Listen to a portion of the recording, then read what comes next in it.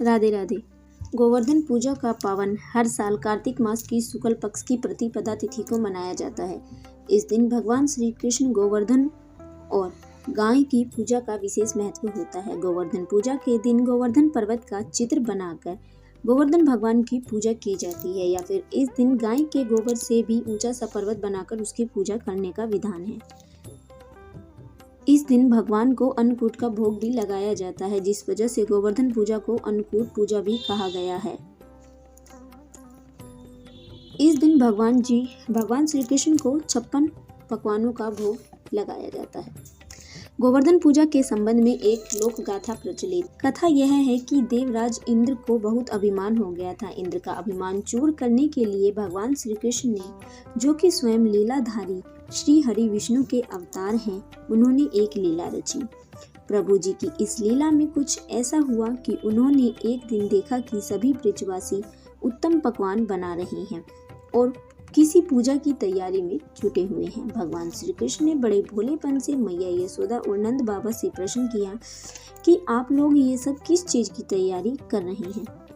श्री कृष्ण की बातें सुनकर मैया बोली, लल्ला, हम देवराज इंद्र की पूजा करने की तैयारी कर रहे हैं। मैया के ऐसा कहने पर भगवान श्री कृष्ण बोले, मैया, हम इंद्र की पूजा क्यों करते हैं? मैया ने कहा कि वह हर साल वर्षा करते हैं, जिससे अन्न की उपज होती है और हमारी गाय को भी चारा मिलता है। भगवान श्री कृष्ण बोले कि हमें गोवर्धन पर्वत की पूजा करनी चाहिए, क्योंकि हमारी गाय चारा तो वहीं चरती हैं। इस दृष्टि से तो गोवर्धन पर्वत ही पूजनीय है और इंद्र तो कभी दर्शन देते नहीं हैं। क्या आपने कभी इंद्र देव को देखा है? लेकिन गोवर्धन पर्वत को तो हम हर रोज देखते हैं।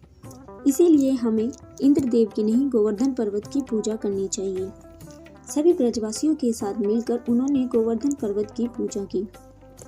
लीलाधारी की लीला और माया से सभी ने इंद्र के स्थान पर गोवर्धन पर्वत की पूजा की। देवराज इंद्र ने इसे अपना अपमान समझा और मूसलाधार वर्षा आरंभ कर दी। प्रलय के समान वर्षा देखकर सभी ब्रजवासी भगवान श्री कृष्ण की शरण में आए और उन्होंने कहा कि यह सब तुम्हारे करने से हुआ है। तुम्हारे कहने से हमने इंद्रदेव को छोड़कर गोवर्धन पर्वत की पूजा की। इससे इंद्रदेव नाराज होकर इतनी अत्यधिक वर्षा कर रहे हैं। तब मुरलीधर ने मुरली कमर में डाली और अपनी कनिष्ठ उंगली पर पूरा गोवर्धन पर्वत उठा लिया। ब्रजवासियों को उसमें अपनी गाय और बछड़े समेत शरण में लेने के लिए बुला लिया। इंद्र कृष्ण भगवान की यह लीला देखकर क्रोधित हुए और उन्होंने बहुत तेज वर्षा करी।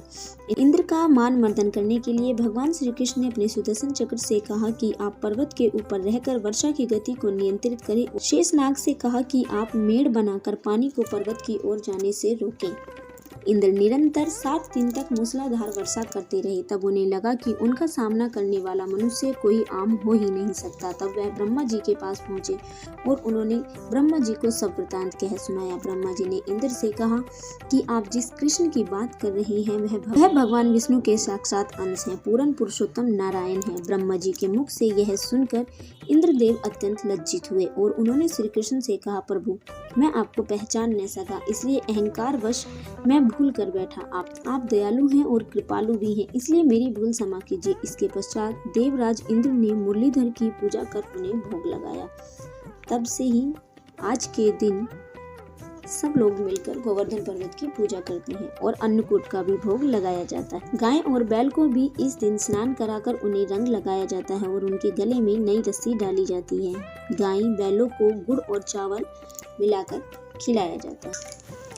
ऐसे ही और पौराणिक कथा सुनने के लिए हमारे चैनल को सब्सक्राइब करें और कथा आपको अच्छी लगी हो तो वीडियो को लाइक और शेयर जरूर करें। राधे राधे।